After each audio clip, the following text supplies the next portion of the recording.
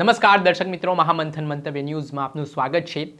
ખેરાલુ તાલુકાના પાંછા ગામના લોકોને દિલથી સલામ, કેમ કે આજે આ ગામ ચિંતિત બન્યો છે યુવાનોને બચાવવા। જે રીતે નશાખોરી દિવસે ને દિવસે વધી રહી છે, યુવાનો નશા તરફ વળી રહ્યા છે, ત્યારે ગ્રામસભા બોલાવવામાં આવી ને તેમાં પાંછા ગામના તમામ લોકોએ એક સ્વરમાં અવાજ કર્યો કે હવે આ દારૂ બંધ થવું જોઈએ, નશાની પ્રવૃત્તિ બંધ થવી જોઈએ।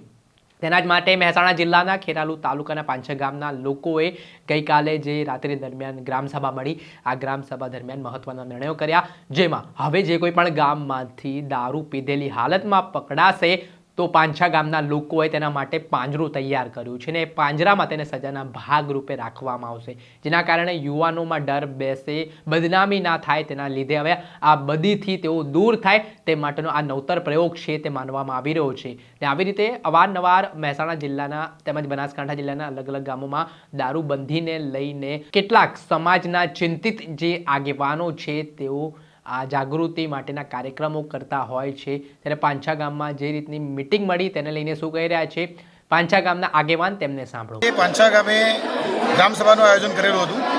સરપંચશ્રી અને બધા સભ્યો દ્વારા ગામમાં જાહેરાત કરી અને તમામ સમાજના યુવાનો અને વડીલો આજે રાત્રે ભેગા થઈ અને ખાસ દારૂબંધી અને વ્યસન મુક્તિ માટેની ચર્ચા કરવા માટે ભેગા થયા હતા।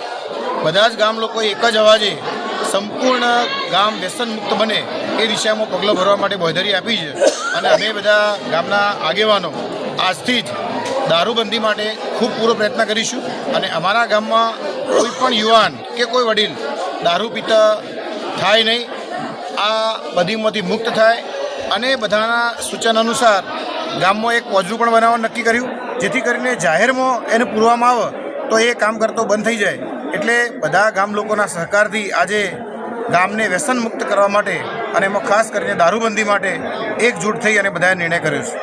આપણે સાંભળ્યા હતા પાંછા ગામના આગેવાનને, જેઓ જે મહત્વપૂર્ણ બેઠક યોજાઈને આમાં દારૂબંધીને લઈને ખાસ ભાર આપવામાં આવ્યો ને જે યુવાનો છે તે નશા મુક્તિ તરફ વળે તે માટેની ખાસ છે તે ઝુંબેશ ચલાવવામાં આવી રહી છે।